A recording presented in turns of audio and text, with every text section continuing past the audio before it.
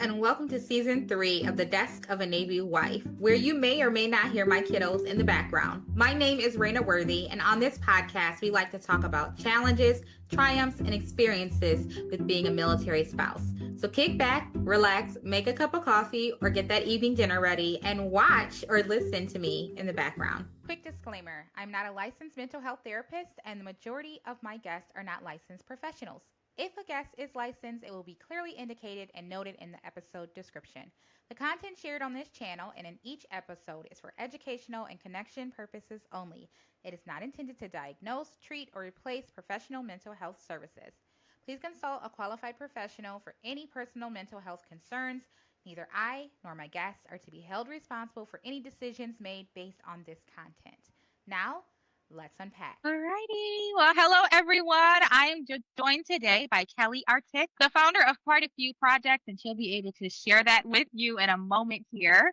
Kellie, welcome. Thank you so much for joining me on this podcast. It's dedicated to giving insights and sharing our stories as military spouses within our community. So I'm excited to have you on the first episode of season 3, and this is what's going on to YouTube. So a lot of our listeners will become our viewers on this podcast.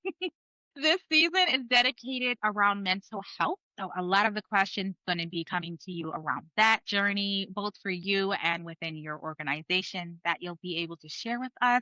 So please go ahead, introduce yourself to our viewers, please, and our listeners. Thanks so much, Raina. I really appreciate you inviting me on. And congratulations on 2 podcast seasons. That's pretty incredible. Getting over the hump there. You're going forward. Yes. I just love it. And getting on video, which I adore. Thank you all. My name is Kellie. Probably the most pertinent thing that you should know about me right now is that I have been a military spouse for almost over 20 years. I say that. We've been together for like 25 years. Got married in there somewhere. So like I count those 20 years as mine as well. We're an Army family. We spent most of our time in North Carolina. So I am currently based at Fort Bragg and have decided to make Fort Bragg our home for the foreseeable future as we transition out of the military. Yeah. So we're in that season. Yeah. So I've kind of been through it all. I'm sure the conversation will take us in and out of different experiences and stories, but through it, I landed upon a really helpful personal discovery tool that helped me sort of understand a bit more about like who I was, grab onto some purpose and identity and meaning in this crazy lifestyle. And that is what I hope to be talking a lot about today when it comes to particularly mental health and just dealing with all of the uncertainties that come our way in this lifestyle. So that project is called Mission Identity. And it is it's an Enneagram. It's a training mechanism, frankly. We do a lot of workshops, but I can also help uncover folks' type within that system. So it's like a personality system, helping you kind of identify what type you are, how you're perceiving the world, what might be getting in your way, and then how to move forward and develop yourself personally through that as well. I love it. I believe I have taken a part of it in AMSE, I want to say, is when it might have been mentioned. And I looked it up, and that's how I found you. So I would love to know for you to share, what inspired the creation of Mission Identity, and what does the name itself represent? Good question. Well, I mean, I will tell you what inspired it was just my type 5-ness. So once without getting into the whole framework and architecture of the type system, there are 9 numbers that represent the 9 sort of archetypes of personalities. And mine happens to be a 5. But in that lies a lot of like kind of obsessive research, understanding, like a yearning to understand and be competent in something and feel competent. And what happened was we went through a season of military life where I didn't feel like I knew anything. I had already kind of experienced, 10-ish years. I mean, we were probably at about our halfway point. I had very little kids. I was trying to do the work thing. I had figured out working remotely. So I thought I was crushing it. But then a move kind of just swept everything out from underneath me and was kind of at a low point. And tried to just grasp at just about anything. And the traditional tools weren't really filling that void for me. And I heard some folks talk on a podcast about this thing called the Enneagram. And I was like, I don't know type 5. I don't know what that is. I should look into it. Sounds interesting. And then I just fell in like fully. I was like, not only does this see me fully, give me understanding, clarity. I mean, I worked with it personally for several years just as my own sort of nerd resource. I took classes because I just enjoyed being around people that were also committed to personal work and, self-discovery, and then started to think through what it might look like to bring this resource and tool to my community, to other military spouses. So that resulted in creating what is now Mission Identity. And then, I mean, that's the name, right? The name just kind of anchors on mission, obviously alludes to like the military sort of mindset. There needs to be a purpose and orientation, right? This is why we're doing what we're doing. And this is where we want to arrive at the end of this work. And how do we complete that work, that sort of thing. And it's all around understanding who we are. Seeing ourselves, feeling like we're seen by others, feeling like we have agency in this life, which, spoiler, we do. We just lose sight of that sometimes, right? There are things that we have control over, namely our perception of what we're experiencing, but losing sight of that doesn't help. So just feeling more anchored in kind of who you are, how the lifestyle, though challenging, could be amplifying some of your personality traits and your coping mechanisms versus like hindering them. So just getting a clearer picture of what is actually happening in reality. I love that you created this. And I feel like us as military spouses, it's often probably losing a sense of ourselves we may feel throughout this journey or feel at a low point. And a lot of it goes into that mental health, which is a very tough subject. And not everyone is open to talking about it in the military community. So how do you approach this with compassion and effectiveness? Well, compassion, that is a big word. And that's actually one of the tenets. So the school that I studied with during my like certification process, I needed to know that I was qualified to teach this to someone else because it is deep and very personal work. Even in some of the training sessions that I attended, there would be a prompt that just cut so quickly to the core of who I was or things that I had protected and guarded for so long that sharing them out loud felt really vulnerable. And if that's not handled well, that could be harmful, right? And I'm also, caveat, not a therapist. So I'm not trained to provide therapy or, anything like that. So this is all just guided discovery using a very specific map, if you will. So how I approach it and how I was kind of taught to approach it, first of all, there's kind of just as people, we need to be compassionate and curious at the same time with ourselves. So we can be non-judgmental with others and about others. That feels easier, but often when we turn that inward, it gets harder to do. So just constantly reminding people. And built into some of the, like if you and I were to do a typing session, built into that session, you would hear me kind of continuously saying, okay, why? Tell me more about that. And I can sort of observe in my participant what's going on. We often have this tendency to like speed through hard things. Like we will start to share something difficult and it gets emotional and we don't want to be emotional. So we'll cover that up and we'll crack a joke because we don't want to make somebody else uncomfortable. So part of the training that I went through was understanding, anticipating those kinds of moments, making sure that you feel comfortable. I'm not going to run away because you're upset. Like I'm here. I'll ride that wave right along with you.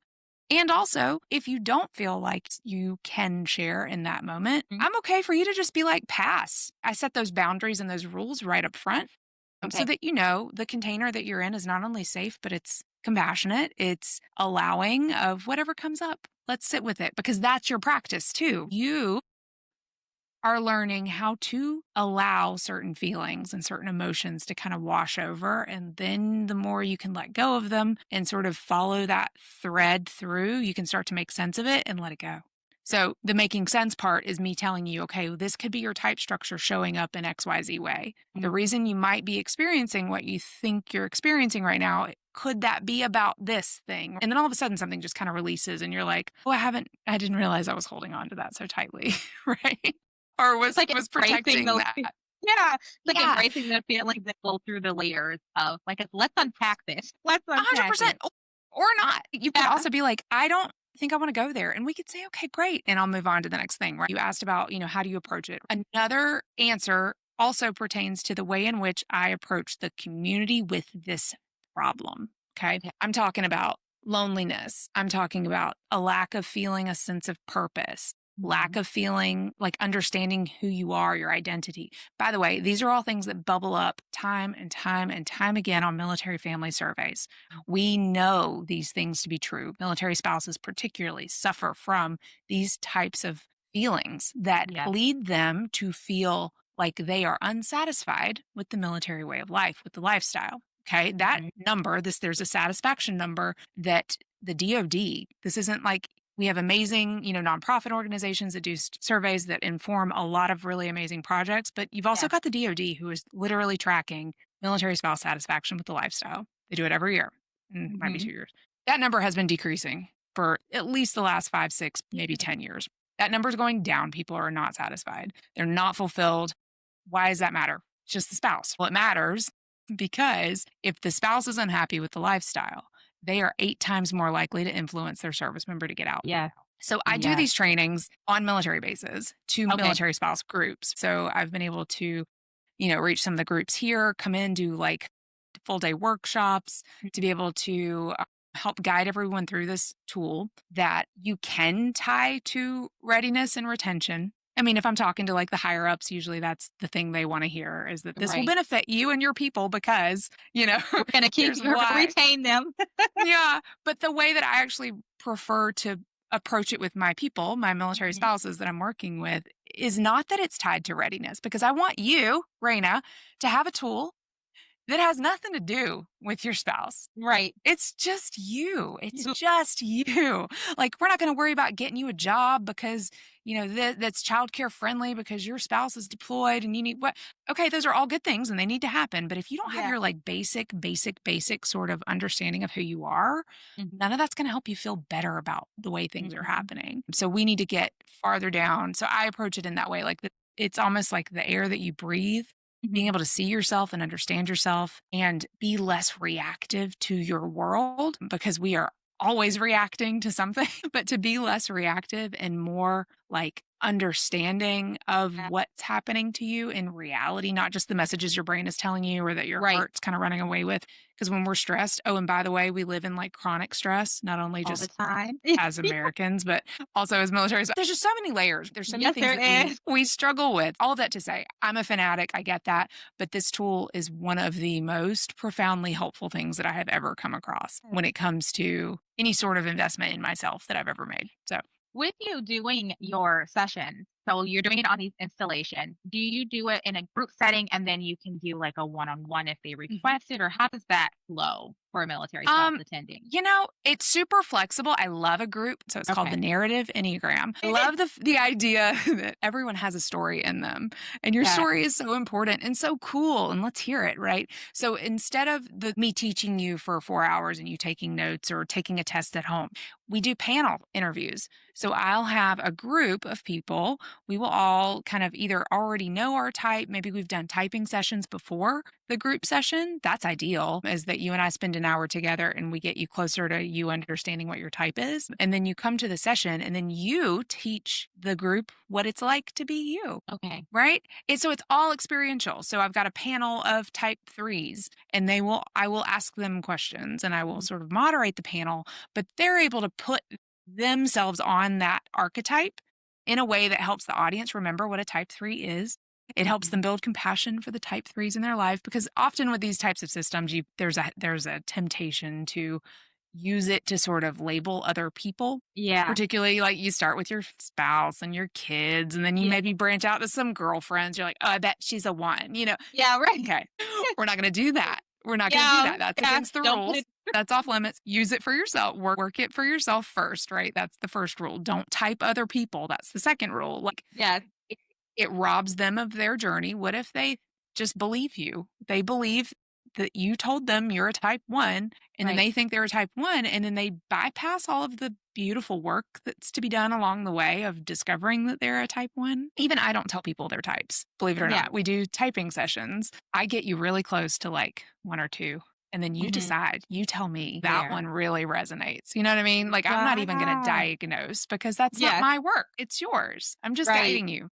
So we do it as a combination. It's really fun, really interactive. There's always just fun stories that come up. One of the coolest things is in a larger group, you'll especially like when I've ever been on a panel with other type 5s, I'm like, oh my God, I have found my people. I thought I was literally the only person on the planet that reacted to, XYZ in that way. And you guys all do it too. Oh my God. So now you're like with your whole community. You got your people. Yeah. It's really cool. So if everybody's in it and invested and like excited about it, it can be a really, really fun experience. So for you, how do you help military spouses with like rediscovering themselves in this whole entire session with them unpacking and taking this, it's Enneagram, right? Am I pronouncing it correctly? Yeah. So with them taking it, how do you help them to rediscover and redefine really what they're going through and themselves on top of balancing service life? Yeah. So it's kind of like a 3-part sort of formula, I guess is one way to think about this. So I did a lot of research on this while I was kind of creating the project. First dove into, and this was actually a capstone project of mine for a leadership cohort that I was in, which was awesome because it really forced me to read a bunch of surveys, read a bunch of data that's come out about military family experiences, read books and, sociological sort of studies. It was infuriating. I threw a book across the room once because I was so frustrated at we have been studying the military spouse experience for 30 years.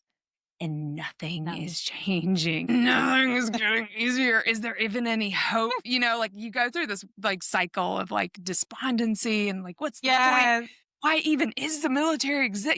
Just it's this whole. It's like I'm tired of talking about it.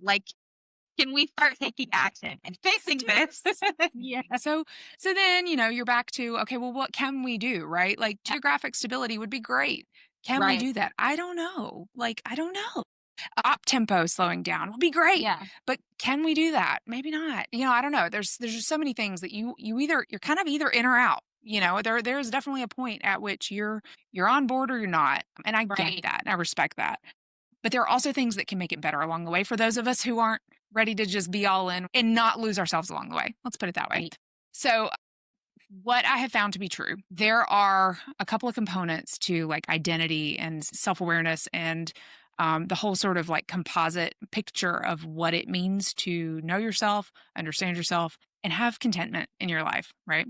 So the first is self-awareness. So just having the time and the ability to do some self-awareness and understand who you are beneath the stress, beneath the fear or the anxiety. Who are you who were you when you were 18 years old? Who was the most pure version of you that was you before you started putting all these masks and layers on? Who is that person down there? So self-awareness is key.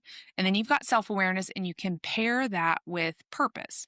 You can't really have your purpose unless you have the awareness or the sense of identity, sense of self. You have that first in order to have a purpose. Because if you don't know who you are, you can't possibly align any sort of goal or purpose without it being compatible with who you are. So, these are two aspects of the human experience that don't come easily. People that have the luxury of not moving every 2 years or not having to find new schools and having to constantly replace incomes or, all of the things that we constantly find ourselves in these cycles of doing. It takes up all your headspace, right? It's all of it. Some people can just, journal all day and sit around and have the luxury again of there's no stress in their lives. It's fine. We don't often have that. And then you layer on top other things where you come from, your family dynamic, where your home, family of origin, those sorts of things, your experiences, maybe some traumas. There's all kinds of other things that make that really hard for a lot of people for a lot of reasons. Those two things are crucial though. And if we don't have those two things together, the self-identity, the sense of self, strong sense of self, and the sense of purpose, there's absolutely zero satisfaction to be found. And what's the biggest thing you can anchor that satisfaction to? It's your lifestyle. Nothing around me is working. And so then the easiest thing to sort of flag as being the problem is the military. Right. If only we didn't move every 2 years. If only I hadn't just lost my community because I had a great one at the last duty station and now we don't. Right. So that's the way that I approach convincing people that not only is this type of work critical, but can be a boon to our service, to our family service, to our retention numbers, right? Imagine if more of us had, and I'm not here to tell you that I've got it figured out either personally. Like it's a daily work. Yeah, It's a right. work in Constantly progress. working on it. But could you imagine if that's just one less thing to Right. have to really struggle with, understanding the importance of feeding yourself first before you could possibly feed the mission or serve the Yeah. mission? So anyway, that's how I feel like it's best used. Never mind that, you've got people now walking around like knowing who they are, feeling seen, feeling appreciated, feeling valued, even if it's just themselves and seeing and valuing themselves. You've got people that are able to align their gifts with the purpose in a really effective, impactful way. You've got people who are capable of now like pulling others up, spotting when other people are struggling more quickly because they're not so caught up in their own struggle. It just, I mean, the benefits are just, I think, profound. I agree. And what, if there are any additional programs or resources, does Mission Identity offer to military spouses or just in general if other people wanted to get involved with the program? Yeah, well, either online trainings. Okay. I've done a couple of corporate, like, so organizations who want to do professional development or team building type engagements. I've got some videos online. I think the coolest way to get involved, the easiest way to at least, I mean, to work with me would be a typing session. If you're interested in like one-on-one coaching, we can definitely talk. It's probably going to be early next year before I'm open for that again. Yeah. A couple of things going on. But if you're local to the Fayetteville area, Fayetteville, North Carolina, I'm going to be hosting on or in-person workshops again, starting like early next year. So just plug into all of the things. And then if you have an FRG group, or I'm not sure if everybody still has FRGs. Yes, the family readiness group. Yes, not every installation has one, but I do know what you're referring to, the family readiness group. Yeah, I think it's branch specific. But yeah, I would love, I mean, if you guys wanted to have something, it's a little team building, but it's definitely feed yourself. Like let's dive into who you are. So I love that. And I want to put in here, if you are a military spouse and you don't have these programs like FRG at your installation, that doesn't mean you can't kick it off as part of your community and reach out and try to get other military spouses to join on something virtual. So sometimes you have to be your advocate or be your own sense of community and gathering everybody together. So I do want to put that in there because I do think some people feel like if it doesn't exist, then there's nothing we can do about it. And that's not the case. That's not the case. No, definitely. Listen, y'all, I'm happy to do like little, if it's you have a coffee or a book club that meets once a month and you guys just want to nerd out about the Enneagram, chances are 6 of the 10 people you are the closest to have already heard of it and have probably been talking about it and like, wanting to do it. So I'm happy to come nerd out and answer questions, particularly about the system, how to use the system. People are always curious, like, how do you get your husband to take it? That sort of thing. How do you use it with parenting? Like, how does it show up in a relationship? I mean, any kind of subject. I would be so happy to show up and just be a total geek. So now I have a question, and it's more around any success stories. Do you mind sharing any transformations that you may have witnessed or your own transformation that you have gone through with our viewers? I mean, I will, because I don't work with people like long term. Yeah. I see like sparks of transformation and I have full trust and faith that those just bloom and blossom after we've, parted ways. But some of the most profound moments that I will just share, particularly I did so many typing sessions during my training and I met with a lot of military spouses. Like that was most of my demographic. I was always struck at how, first of all, their stories resonated so deeply with me. So easily. Like it was just they were all telling a different version of my story. It was really easy to get like just wrapped all the way up with them. And I'm like, no wonder we connect so quickly. Always. No, you just know there's just something there. You're like, I knew, I've been there.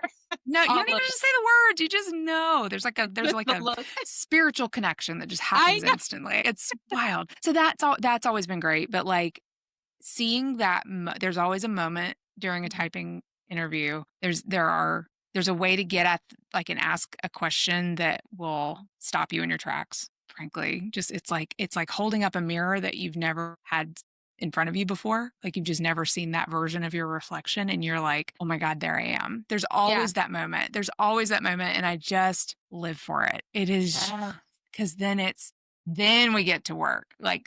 And we start cracking. That's where we dig. And it's just so special because it is so And I've experienced it myself in different trainings or on different panel interviews where I've been just overcome with, I didn't know that was there.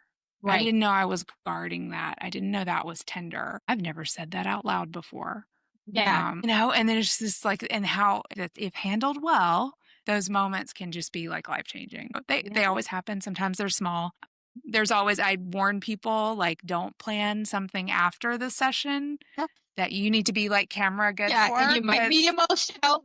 Even my like toughest girlies, they're like, no, I'm fine. I don't cry. And sure enough, by the end, they're like, damn it, Kellie. Wiping tears away. I didn't tell you, I'm sorry. Like, I warned you before you took it. I know. It's so cool. It's just so cool. So anyway, I just encourage, however you do it, I would say like there are tons of like free resources out there. And like, please, if that's what's available to you, like any work is better than no work. I would just say like the online quizzes and online tests are fine. I would just encourage everyone watching, like, use those as data points, right? It's probably not going to fully capture all of it. So it'll give you kind of a direction to head in, but keep exploring until you feel that spark. I'm not kidding when I tell you.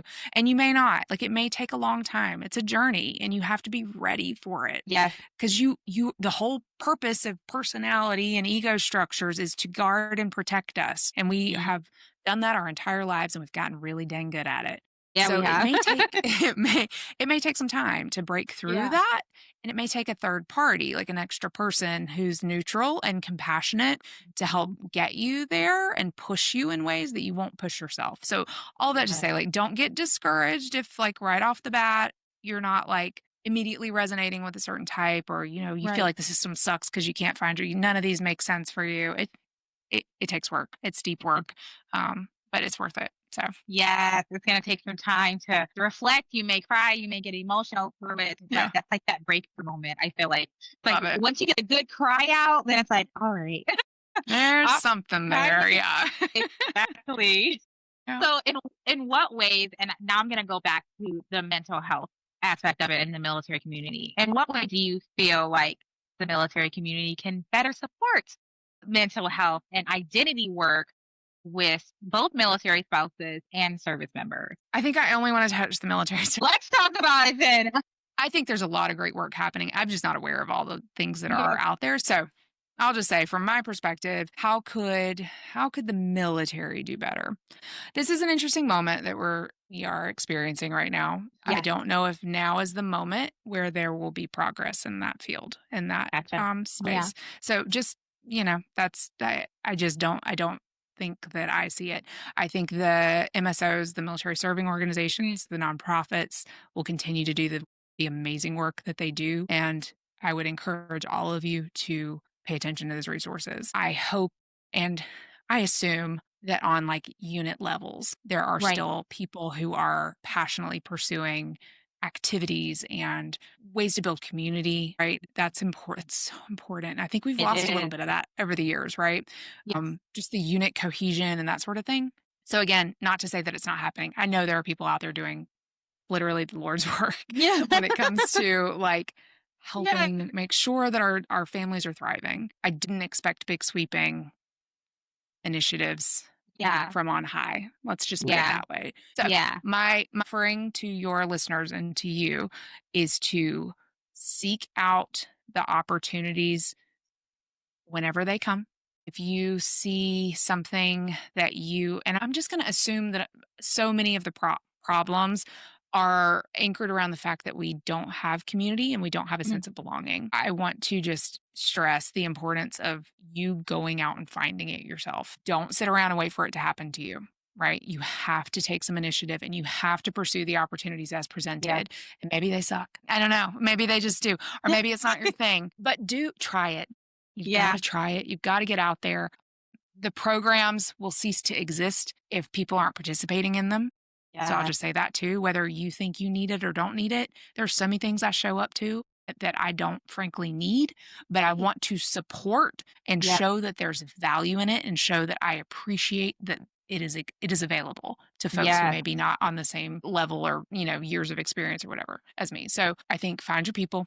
That's crucial. Yeah.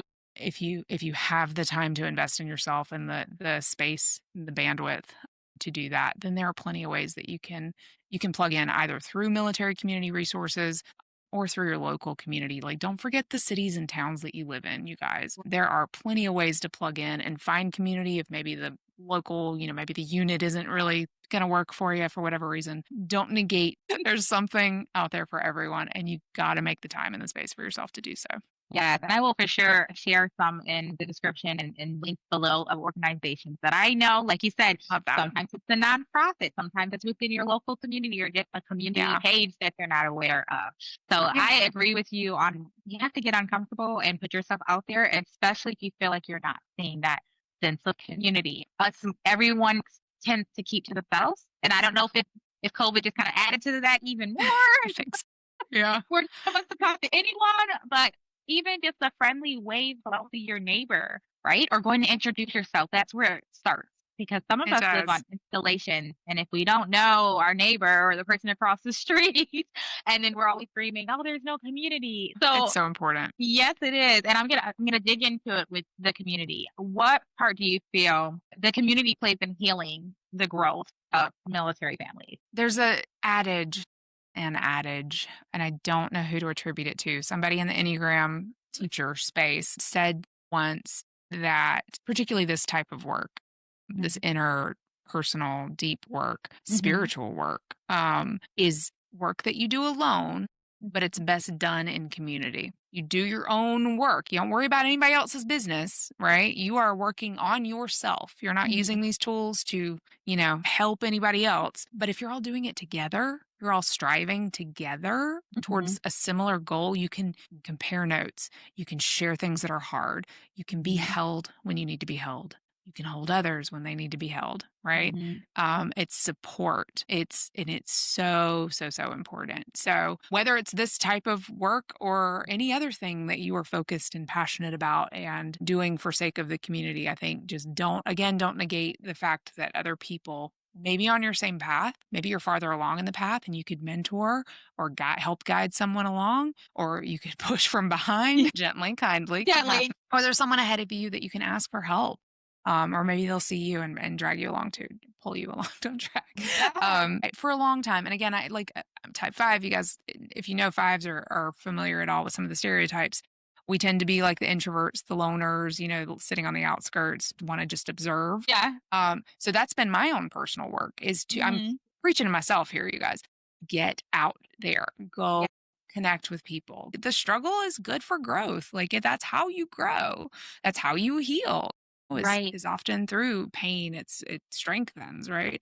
And if you're not uncomfortable ever, you're never testing where your limits are or where your capacity to grow or expand might be. Limitations are a huge focus, and at least in the Enneagram world, because your type structure, that ego framework does limit you. So it's not about like staying in the box that you've now figured out that you're in. It's about seeing through it and seeing ways out of it. You don't have to always act that way. Like that's not just who you are. It doesn't have to be.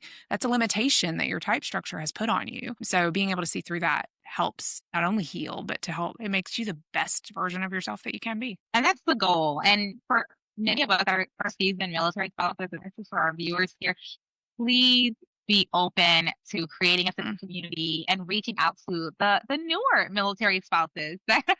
They're new to this world. They don't know what to come, or what could. And it's like, sometimes they need that reassurance that, yes, you're going to have hard days and hard times, and this is how you can get through it. Or they need those suggestions. Because for those of us that have been married 11 plus, 20 plus years, you said 20, how many years? We've been married for 19. But we've been together for 25. So they need to see that, and they need to hear that, and they need to know that when they get there, that light that's at the end of this tunnel, this long tunnel. I can see it. It is there. It may be this big, but it is there. Yeah. So, now, my final question for you. Oh, go ahead. Okay. No, I was just going to add. So there's this great practice that I picked up in one of my trainings. And it was, you said something about it being hard, or when the days are hard, or when you experience something hard. That's where I think I had my break, or one of my lowest points was that it became hard. There were just too many things that happened too quickly, like a move, and I lost my job, and my kids were little and they didn't have friends, and I had to register for school, just a lot of things. And it was hard. but I had done hard so many other times and done like really hard, like bad deployments, like going to funerals. I mean, like all of the things during all of the troop surges we were a part of, and I hit this moment where I was like complaining about losing my job and I was devastated. And I'm like, this is hard, but I can do hard. Why all of a sudden can I not do this? This isn't hard. That was hard last year. Or that, whatever. And then it was like, oh, I just hit my capacity. So looking back at moments and even in the moment, experience a moment like that, one of my teachers was like, okay, but there's a thing you can do where you can look at yourself kind of as an external, like outside viewer and say, of course you felt that was hard. Of course you felt that way. It was hard. Like, it doesn't have to have like anything. It just, of course you did that. Of course you felt that way. Just, of course. It's just, that's the whole practice. Of course. Give yourself some grace. Yeah. Yeah. And I think throughout the season, that's been something that's been common with us in military spouses is giving ourselves grace. And sometimes I feel like we forget to, even those of us that are on that platform where we're helping other military spouses. We're like, forget to take that pause and say, we're human too. We're going through challenges that most of the world does not go through 100%. unless they're part of the military. 100%. And I think we forget that.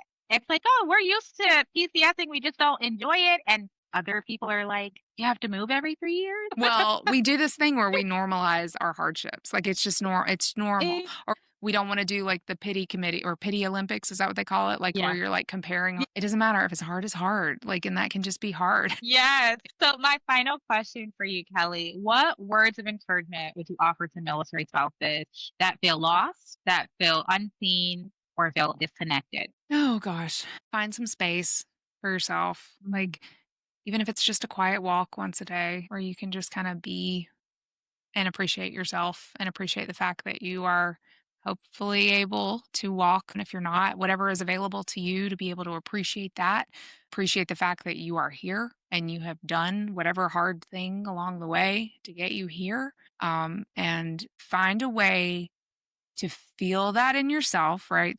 To convince yourself that that matters. Sometimes that's hard, but if you can find a way to appreciate yourself, appreciate your body, appreciate your heart, your mind, all of the things, find a way to bask in that. And it sounds hard, but get somewhere quiet. Let the appreciation as if someone else is saying it to you, like as if a stranger or a friend or someone is saying, oh my gosh, I really appreciate the way you handled whatever, or you were just so amazing today. Soak in it, like soak it in, breathe it in, try to feel the warmth in your body. Like literally there's a somatic element to all of this. The more you can recognize when someone gives you a compliment or says something nice to you, if you can pause and like hang on to that and find it in your body, like is your chest getting warm? Is your throat tightening? Is there some sort of sensation that you can identify? Because you can come back to that again and again. You know what I mean? You can kind of get familiar with that sensation instead of continuously like habituating the negative sides of like the anxiety or the stress or the racing heart, the nervousness, the whatever it is. So we've got to really consciously put effort into identifying the positive emotions and the positive sensations, because the automatic and the easy is the hard. So I know that's a bunch of kind of woo. No, thank you so much. No, it's hard in the beginning. It's so important. Yes, it is. It's very important. And it's hard. And I think, like you said, it's that natural putting ourselves on the back burner or thinking of the negative instantly that we don't think to switch it to the positive but what can so, here's a great practice, because we're so much better at other people than we are with ourselves. Pay someone a compliment. I love the way you showed up today. You just have the most infectious energy. I so appreciate that. Thank you for what you're doing for the community. It's so important. Thank you. Stay there.